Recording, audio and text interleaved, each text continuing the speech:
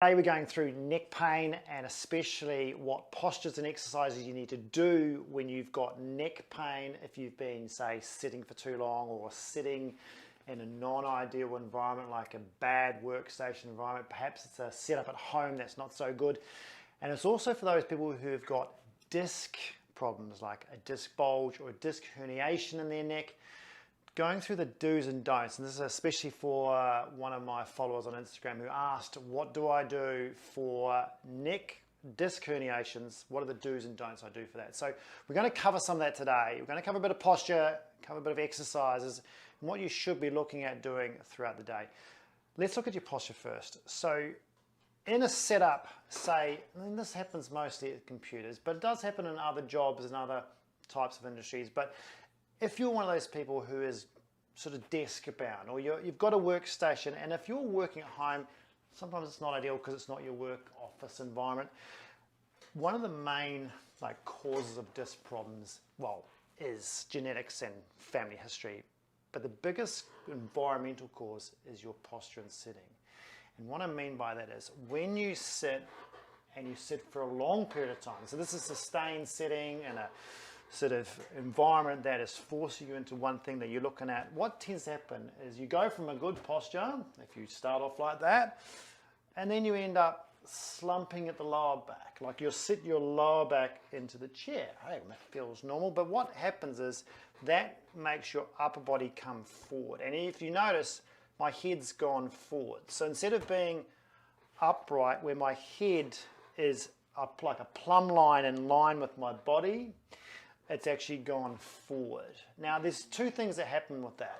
One, because it's gone forward, there's a shear load through the neck. So all the muscles at the back of my neck here, so all the muscles that run down the back of the spine are trying to have to hold on even more. When I'm upright, they sit there statically holding on quite nicely. I give my muscles in the front, muscles in the back, similar to muscles in your back and muscles in your core, okay? Holding me at a static level, nice and easy upright. When I go forward, they have to work harder. So immediately when I'm like this, the muscles in here are working at a bit of a disadvantage. So they fatigue early, they tire out, they get tighter. And this is where you might get knots in your trap muscles, you might get some fatigue or tightness in the back of the head. You may even be starting to get headaches. Just because the muscles are working so hard, they get so tight. There's a lot of pulling going on, and that leads to some of the problems. But the second thing is when you're in this position, what tends to happen is you go into what we call lower cervical flexion. So the lower part of your spine, this is a bit crude, this spine is broken apart, but the lower part of your spine comes forward, right? Now what that does is puts a bit of posterior disc pressure increase to the back wall of the discs. So you'll see 5, 6, 7, when you're in this position here, the pressures increase to the back wall of the disc. Now, your discs are strong and durable and they last a long time. Some people with the wrong environment, they don't last as long. And what happens is the pressure builds up and then starts to bulge the disc. The wall weakens and you start having herniations and problems. So when I said causes, it's the posture like this causes the pressure change problem. It's a mechanical force that's constantly grinding away and pushing backwards. So when I go forward with my head, my pressure in my disc is going backwards, and that bulges the wall out slowly over time. It happens very gradually. You don't know what's going on. You just have a bit of a stiff neck. Then one day, wham, you've got a disc bulge. So if you can try and fix the cause of that, because if you've been sitting in a desk for 10 years, you're going to do another 20, you don't want to be going through and causing problems down the track. And it's all well and good to sit upright, but part of your workstation environment is going to improve that. So if you're one of those people that's sitting at home with a laptop and you're constantly in a bad sort of chair, maybe not even in a chair, maybe you're on something like a lounge or something and you're like this, your head's going forward. So you're going to have to fix it down here. All right, so that means the chair has to be upright, has to be decent. You may even want to put a lumbar roll sitting in the back there, which just props you upright, so you are sitting backwards. But there are other factors in the workstation that can help you as well. If this monitor is down low, I'm going to be craning my head forward. So I'm actually going to go not just into slump, even if I'm upright and my monitor's down, so if I put this monitor down to a laptop size, I'm going to have to look down at it. I'm going to go into flexion, all right? And that's going to cause, over time, posterior disc pressure as well, because I'm coming out of my nice upright and I'm going forward like that. I'm hinging forward. So don't make a mistake. It's not just about slumping in the lower back. You might have a great upright posture, but if this is too low, you're going to look down as well.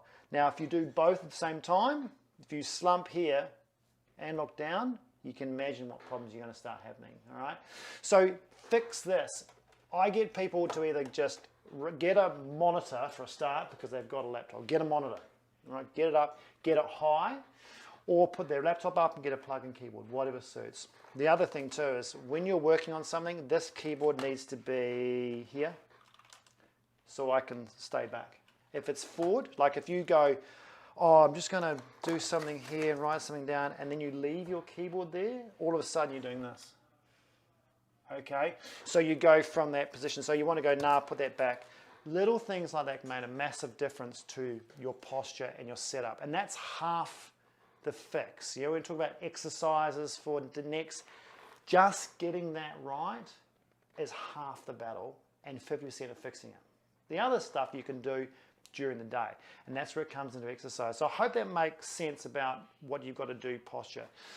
The exercises are sort of like the same thing. They're just reversing what you're doing wrong in the first place. So if you're slumping forward and bending forward, we're trying to do the reverse of that. So what I suggest you do is get out of your office chair, and I'll talk about standing desk in a minute, but get out of your office chair and do this somewhere else. You can do it standing, or you can do it perched, or do it sitting, but just get out of that chair for a little bit and take a break. Or you can do it in a dining room chair. But what I want you doing is 3 things, just 3 to start with, to help reverse that posture problem. First one is retraction. Now, you've probably seen this before, but it's gold. And what it is if you think about, if I slumped and had my head forward, that's protraction. I'm trying to do the reverse. So I want myself in a good environment here. So upright, neutral here, hold yourself up. Retraction is that movement there. So it's the opposite direction of the slump going forward. And so if I'm going to retraction, which is keeping my eyes straight. So if I look at something ahead of me, I can focus on, say, that picture on the wall, focus on that, keep my eyes on that. Okay, if I put 2 fingers on my chin, I think I'm going to go, right, I want to pull away from the picture, but keep my eye away from my fingers, keep my eyes in line, and then just gently return. All right, so start from neutral. So don't start slumped and try and pull back, it's going to hurt. Come upright, start neutral, pull back past neutral. So there's almost like the same amount of retraction as you went forward in the bad posture, and repeat that. Nice and slow, pull back. Now if you're acute, you've got raging pain, you're going to find you pull back, oh, that really hurts. Just be careful with that. So make sure you're just going back to where the pain is and back off. Don't hammer into the pain thinking like the more you push, the better it's going to get. Just go to the pain and back off. By the time you've done sort of 20 or 30 of those, you may find it's eased up a bit, and all of a sudden your neck movement's a little bit better. But you've got to repeat that, almost every hour to 2 hours when you're in that acute stage, So if you're thinking, how many reps and sets do I do? When it's sore, probably every 2 hours. You're doing 10, 20, 30 of these to just help slowly reverse that process of a disc bulge herniation pressure problem that you've got going on back there, to try and get it a bit more centered, a bit more stabilized. When that happens, you'll find the muscle tightness that's happening around the back of the neck backs off. Some of that muscle tightness is because you've developed it, because you're doing this all the time, but also it's trying to protect you. Okay, it's trying to lock you down and stop you moving. Now that adds and amplifies your pain a bit. So if we can try and reverse that pressure to tell your brain, hey, less disc pressure, I'm feeling better, you'll get some of that relaxation through the back of the neck and it won't be so sore. So that'll be your first one you do, okay? And I'd do that as your absolute priority. The second thing I want you to do, and you'll probably find this, if you've got a disc problem at the moment, you'll probably find an extension, and looking backwards is not great for you. So you go, oh yeah, that's no good. So we've got to fix that. And looking forward is not the answer, because that's how you caused it. So we've got to try and go backwards, but people say, well, yeah, how do I go backwards when it's sore like that? So what you do is you provide an environment for your neck to go backwards into, like a support structure, but also that environment tricks your brain a little bit about, hey, it's okay to go backwards. Because some of this, that painfulness, is your body spasming and saying, don't do it.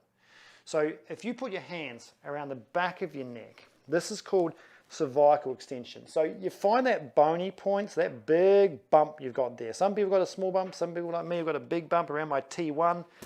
You put your fingers as low as you can go sort of on that, around that bump. So you're in like a V, if you like. And then rest them there. And what I want you to do before you go backwards is just do a little bit of that retraction that you learnt before. So a little bit of retraction into your hands.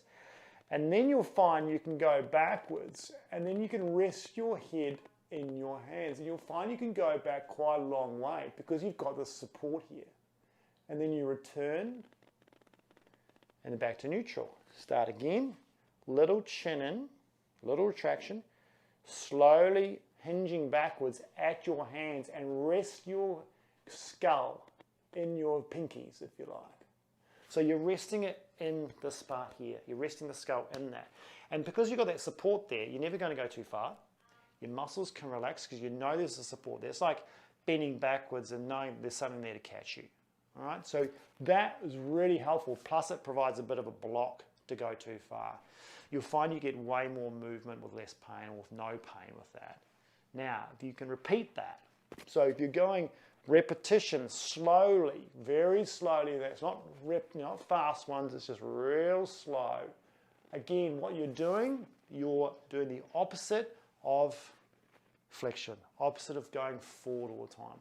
Now, you can't, like in flexion, that causes problems over time. You can't just sit there in extension and expect this to get better. You've got to do repetitions because you're trying to slowly move things around in your neck. You don't want to sustain movement going backwards. It's just not going to give you any great results. You've got to do repetitions. And the hard thing about this is doing it all the time, like doing it during the day, doing it on breaks.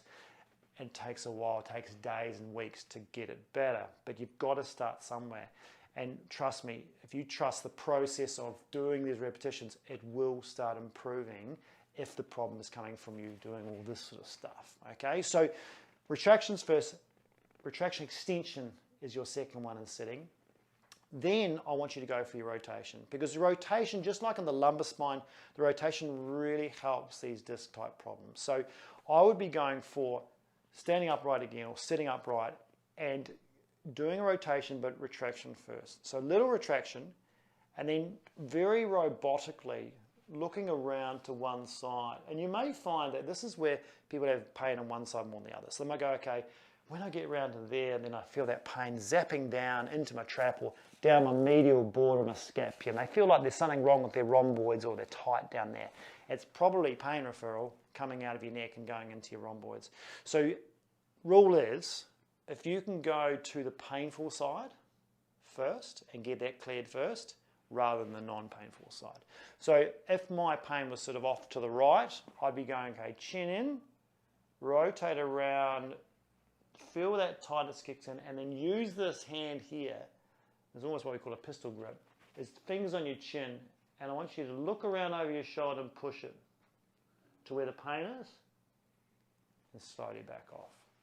You go again, chin in, upright back, shoulders neutral, look around, look over your shoulder, get to the tightest point, get that opposite hand and push it and look around.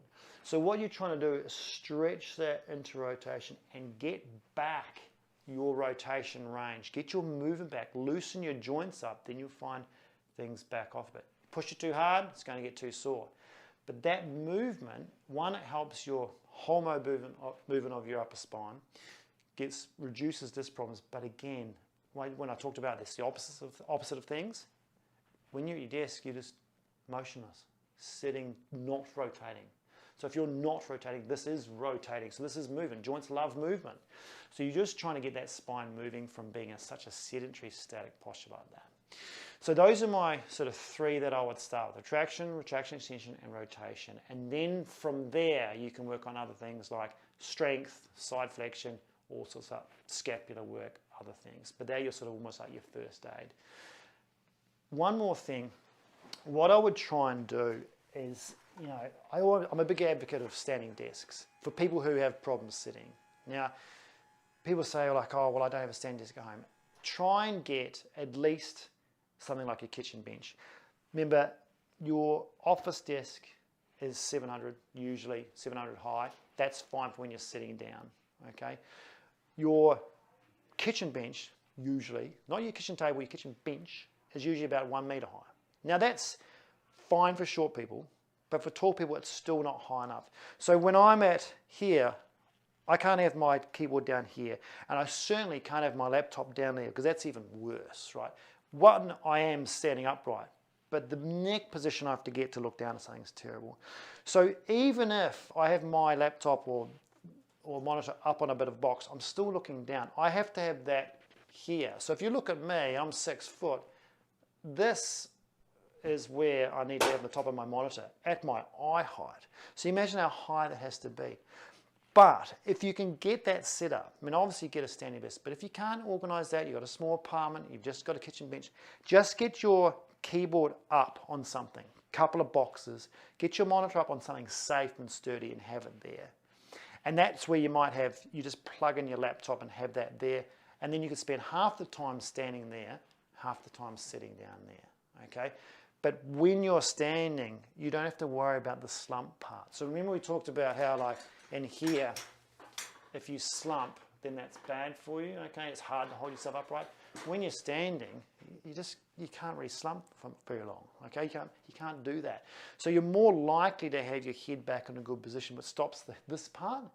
You just got to worry about that part by looking down, by having everything upright. I hope that helps. See you next time.